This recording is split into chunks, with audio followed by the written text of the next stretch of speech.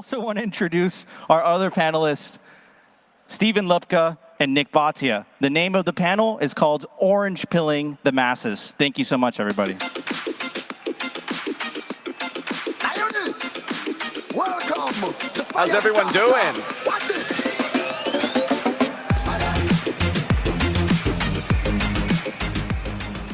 As an educational thing for everybody, so they understand. What is the most effective way, in your experience, to orange pill someone?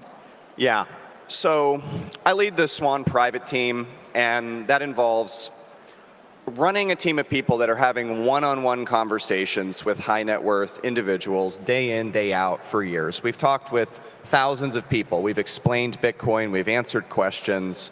And what I've learned doing that, and the most important takeaway when you're orange pilling people in your network, or for any of us to be thinking about as we talk about adoption of Bitcoin, is that Bitcoin appeals to people for different reasons. There's not one right way to present Bitcoin, and actually different sides of it will resonate and have literally like emotional and societal importance for the average person. So the thing about Bitcoin that most interests you may not be the thing about Bitcoin that most interests the person you're talking to. And so you need to know who you're talking to. You need to know what they value, and you need to know what is the side of Bitcoin that you want to present to them, because Bitcoin is extremely multifaceted, and over time the community has broadened so much, and I've seen this play out in real time, that people get into it for a huge variety of reasons, and Bitcoin's important to them for a huge variety of reasons. So the most important thing is being able to understand why other people value Bitcoin, not just why you value Bitcoin. Gotcha. Nick, you come from an academic background and also a finance background. So the same question to you. What is the most effective way, in your experience, to orange pill somebody? It changes over time. I think that's for sure. When you get into Bitcoin and you're so enthusiastic, it's a blinding enthusiasm, and you want to convert every single person in your life. I think that's how many of us start with our orange pilling journey. You just want to orange pill as many people as you possibly can. Then over time you realize that not everyone has the openness and is ready to hear it, and then you start even filtering more and more down the candidates that you're going to actually spend the time. And for me now in education, it's more inbound than it ever has been. And so I almost don't even think about outbound orange pilling anymore, but instead crafting the highest quality story and narrative that I can about Bitcoin. And so that's what I try to do with my research and my course, my first book and my next book. It's all about the way that I feel is the best way to explain this thing. And so when, as Stephen said, approaching different people from different angles, finding out what might make them interested in Bitcoin, for me, what makes Bitcoin interesting to me, I think it can change the world. So when I write and when I tell a story, I'm trying to really explain to you why I think it can change the world. Gotcha. And I got a sense when both of you guys answered that, right? That orange pilling is hard. It's not something easy to do. Why do you think it's so difficult for people to truly understand Bitcoin? Why do you think it takes so long? And I'm also speaking from my personal experience. I didn't fully grasp Bitcoin, at least for a year or two, and I'm still falling down the Bitcoin rabbit hole. I'm still having those eureka moments as if I just got into Bitcoin. So Stephen, why is it so hard for people to wrap their head around what's going on? You can't originally convince someone to be interested in Bitcoin because of data. because of complicated Austrian economics, because of convincing them about the realities of capital misallocation. There's many technical arguments, there's many nuanced and deep arguments for why Bitcoin is good for the world and why it'll be effective, it'll succeed. But those arguments generally, for most people, are not the thing that's going to get them over that initial hump. And what that initial hump is interest. It's individual, personalized interest. And so you said crafting the right narrative. And that's correct, because it's narratives that convince. Narratives are human scaled. Narratives are how people, actual people, make sense of the world. They don't do so through generally like data or complex arguments. And so you need something to get them over that initial hump, something which they can connect with, which feels alive for them, which feels real, which feels substantial. Most people, I would argue, get into Bitcoin because they think it can do good for the world, because there's something about it which is actually positive for our society, for human civilization, for humanity. And that may sound like a grand statement, and I'm not prone to, I try not to speak in hyperbole, but that is, I think, a deeply held belief for most Bitcoiners. And that's what needs to land. It can't just be an investment. It can't just be, hey, this is something you can do to make money. There's got to be substance there. And I see the Bitcoin community as a very substance-driven group of people. Same question to you, Nick. Why do you think it's so hard for the individual, for somebody, to grasp Bitcoin? Why do you think it takes them so long? We know Bitcoin is interdisciplinary. I love that word. It's one of the words that attracted me to Bitcoin in the beginning. I remember in my own rabbit hole, is that you actually have to be able to have a surface understanding of the cryptography. You have to have an awareness of the credit money system, I think, to appreciate that Bitcoin is not part of the credit money system. And those two basic things, there's a decent size hurdle there from just basic. Neither of those two concepts are considered general knowledge, I think, at all. For me, the cryptography part, I had to read the Antonopoulos book, and I didn't understand most of it, but I tried, and I made the leap to understand one-way cryptography, and then, hash-based proof of work, and some of the, really and for my students, they have to learn what hash-based proof of work is in the first 2 lectures. That's how we start the course, because that's what Bitcoin is.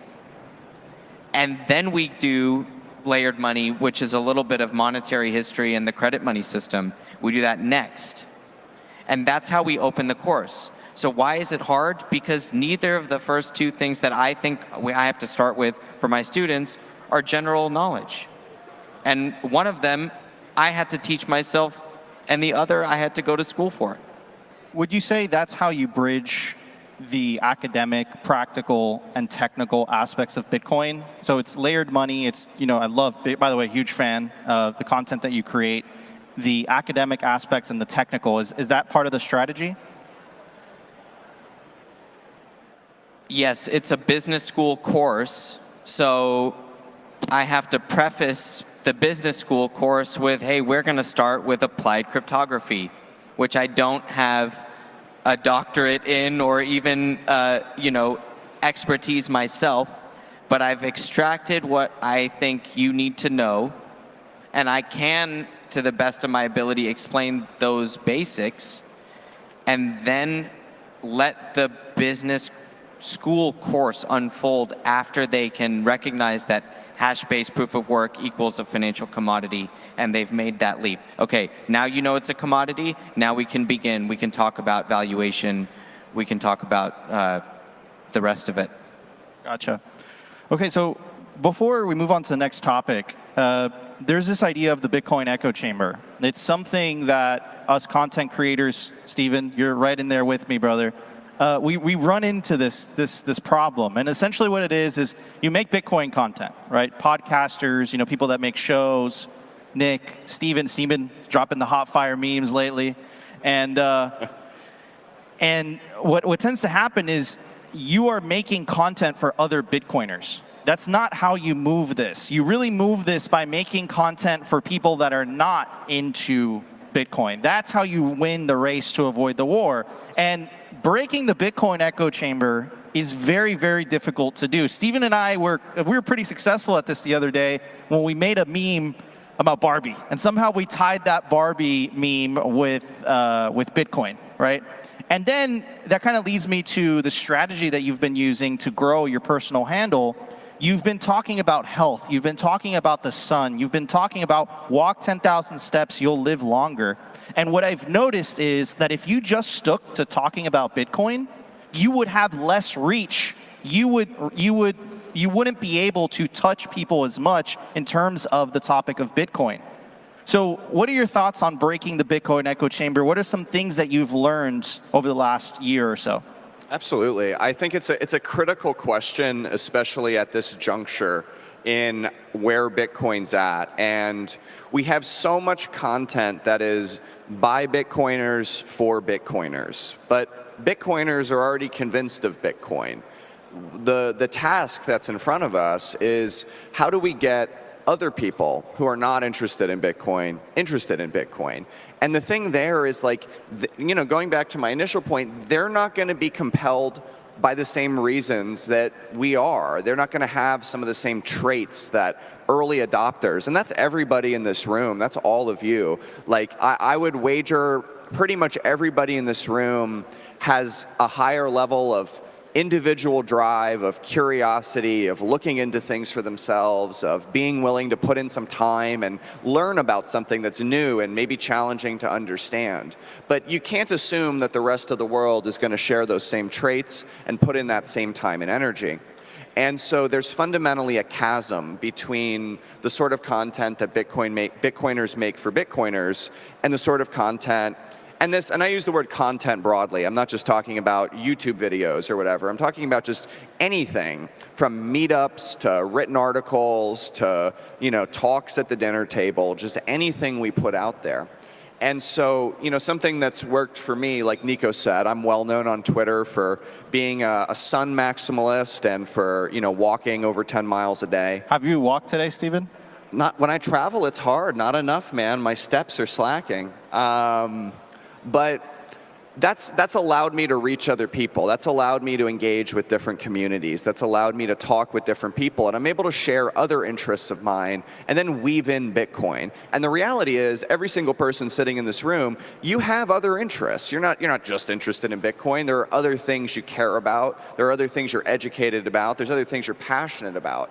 And going into those communities, going into those dialogues, going onto those podcasts, and weaving in Bitcoin, I think that's how we get reach. That's how this goes, the next leg of this journey.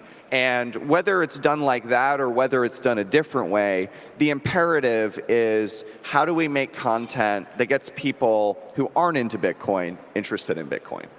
Absolutely. Nick, as a content creator yourself with the Bitcoin layer, and I know that you're working with Joe on this, how have you thought about this, right? I'm sure you have. This is an inevitable conclusion that Bitcoin content creators come to, which is like, how do I make my content tailored and structured in a way where it attracts people that aren't necessarily into Bitcoin? So what are some strategies, what are some thoughts that you've had on the matter? So the company is called the Bitcoin layer, but in reality, the readers and the audience know maybe half of our articles and half of our videos don't even have the word Bitcoin in them. So that's one of the ways that we're doing it, is that even though Bitcoin is in the central theme of the company, we cover non-Bitcoin global macroeconomic and financial market topics every day. So we pull in audience from outside of Bitcoin by doing that. And I know a lot of my audience, a lot of them are first-time Bitcoiners or even pre-coiners, but want to understand. And so if I am able to deliver high-quality research to them 3 times in a row that doesn't have any Bitcoin evangelism whatsoever, and then you have a post that's half bearish on the price, but explains something in an interesting way, you can potentially attract people that are trying to be objective investors or not trying to come at with it with like a bias, right? Because the pro-Bitcoiners have the pro-Bitcoin bias, and then the people that they're orange pilling might have the anti-Bitcoin bias, and they're trying to convince them. Well, we're not even necessarily trying to meet either of those types of people, but instead people that might just pay for high-quality financial research and use it to contribute to their investment thesis. So that's one of the things that I'm doing. But then another thing that governs the way that I write and the way that I produce the videos as well is that I don't try to assume that Bitcoin is the solution for me or for you for today. I'm not here to push that on you. And I tell my team at the Bitcoin layer, there are some companies in the space, it is their mission to advance Bitcoin. I applaud those companies. We're not one of those companies. Our mission is not to advance Bitcoin. Our mission is to educate people and give them resources to potentially embrace Bitcoin. It's in the company name, so I don't have to advocate for Bitcoin if I'm trying to deliver research. So not pushing Bitcoin and operating with a mission of advancing Bitcoin helps me keep a neutral and more independent approach to it, and maybe that will attract people that might be turned off by the evangelism side of it too. And I can't help the evangelism. I love Bitcoin, so I think that's part of what evangelism is you have to love that or have your heart in it to then deliver a message. So I do that too, but it can't be what I lead with for a research firm, right? People can know that about me at the same time as not leading with that. Gotcha. And it's a very interesting phenomenon, because what I've noticed with a lot of Bitcoin content creators or Bitcoin podcasts is that they start as like a technical podcast. They start talking about Bitcoin, but slowly but surely they start like branching out to macro, geopolitical. And I think it's because Bitcoin it's this all-encompassing thing. If we're right about Bitcoin, if this truly becomes the next world reserve currency, it's going to change all aspects of society fundamentally. So it makes sense. It makes sense. Look, I want to talk about the thing that I think, in my experience, orange pilling people, has been the hardest step, has been the thing that has been most difficult for people to grasp. Steve, I'm going to start with you. Let's talk about self-custody. What do your clients say when you bring up this idea of self-custody? Are they uncomfortable with it? How do you approach it? Of course, because we want people to take self-custody. What have been some of your strategies?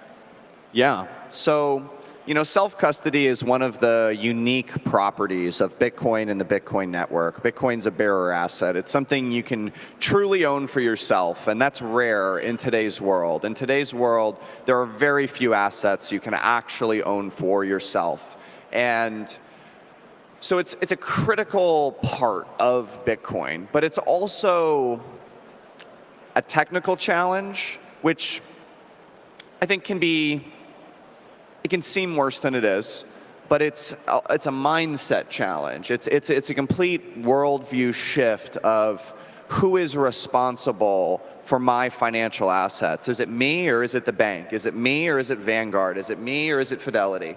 And so there's a big change there, and I think downplaying the sort of shift of personal responsibility over that is it's not helpful to downplay that. And as such, like, I try to take a pragmatic view. At Swan, we want everybody to take self-custody. You know, we have no desire to hold your coins for you.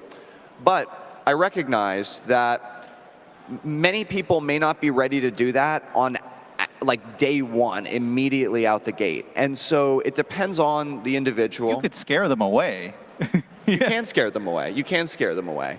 And that's what happens is, like, if somebody comes to me in the private wealth team and says, hey, I'd like to make this large investment in Bitcoin, and I say, okay, we're not going to let you do that unless you immediately learn this brand new thing and do it right away. That's going to be a barrier, right? And so there's an education process. There's a process by which say, hey, okay, you can make that purchase. You can get an initial allocation to Bitcoin. And I actually think getting that initial allocation, that's the right first step. Get some exposure. Own some of this thing. Then get a hardware wallet. Set it up. Put $100 of Bitcoin on it. Send some transactions. Back it up from a seed. Go at your own pace. And when you feel comfortable, and we're there to help, move all those funds over. And maybe some people are able to do that sooner, and some people, it takes a little bit longer. Or even, people have, IRA accounts, they have retirement funds, there's trust accounts with us, there's business accounts with many, many stakeholders, and then who holds those keys and how do you do it? We just recently launched our multi-sig product, which actually makes some of those conversations a lot easier. But, historically, some of those use cases aren't. It's a much more complicated fit. And so it's very case by case. It's very personal. Go at your pace with self-custody. Find the right setup for you. Swan's here to help. 100%. I love that last part. Swan's here to help. Absolutely. Reach out to us. Reach out to us on Twitter. Reach out to Steven on Twitter. We'll be happy to answer any questions you might ask. Nick, same question to you. How do you explain self-custody to your students or to somebody who's watching the Bitcoin layer? We have a homework assignment. They have to download a Bitcoin wallet. I'll be very honest with you. I do an on-chain. If they lose their keys, do they get an F? Well, somebody said to me on Twitter, the guy that rug pulls you and doesn't send you back sats gets an A. And I did have one student that kept the sats, but I do an on-chain homework assignment, then I do a Lightning homework assignment. And the on-chain has to be first because you have to understand what it is like to have a Bitcoin wallet, a private key, a seed phrase, what those things mean, what it means to use the blockchain, what it means to have a transaction in the mempool, and have a transaction confirm. All those aspects are, I think, important parts of learning what Bitcoin is. So you have to use it. You have to use it to understand it fully. And the difference between the Coinbase account login and the hardware wallet to the students is you have to make that clear basically on day one. But after that, advocating for the next degree of self-custody, it really does come down to responsibility. And I think a topic that is not discussed enough, but I'd like it to be discussed more, is that all the individuals in this room that have a hardware wallet or some other self-custody solution that have a backup as well, written down somewhere, buried somewhere.